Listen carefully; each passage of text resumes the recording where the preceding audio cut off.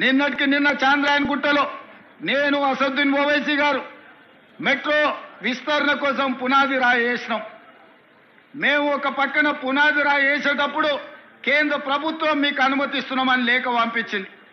పునాది రాయి వేసి సంతోషంగా అభివృద్ధి చేద్దాం అనుకుంటే ఒక ఆయన కాళ్ళలో కట్టబెట్టేట ఆయన ఢిల్లీకి చెప్పిండంట.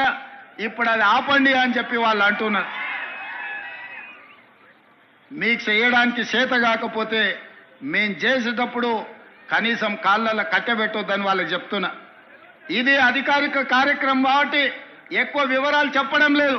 కానీ హైదరాబాద్లో మెట్రో విస్తరణకు అడ్డుపడుతున్న వాళ్ళని వేదిక మీద నుంచి నేను హెచ్చరిక జారీ చేయదలుచుకున్నా.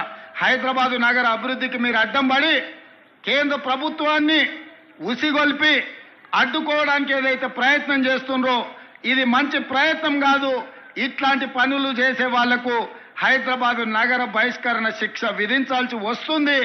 మీరు జాగ్రత్తగా ఉండండి, హైదరాబాదు నగర అభివృద్ధికి సహకరించండి అని చెప్పి నేను తెలియజేస్తూ నిన్నటికి నిన్న చాంద్రాయణగుట్టలో నేను అసదుద్దీన్ ఓవైసీ గారు మెట్రో విస్తరణ కోసం పునాది రాయి వేసినాం.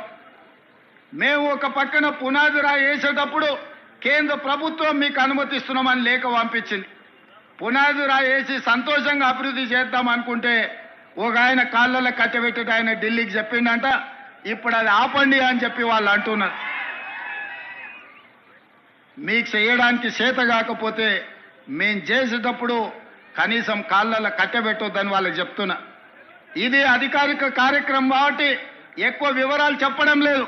కానీ హైదరాబాద్లో మెట్రో విస్తరణకు అడ్డుపడుతున్న వాళ్ళని వేదిక మీద నుంచి నేను హెచ్చరిక జారీ చేయదలుచుకున్నా.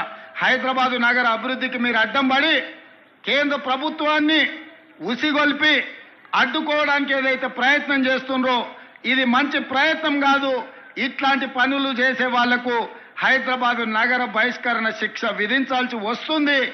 మీరు జాగ్రత్తగా ఉండండి, హైదరాబాదు నగర అభివృద్ధికి సహకరించండి అని చెప్పి నేను తెలియజేస్తూ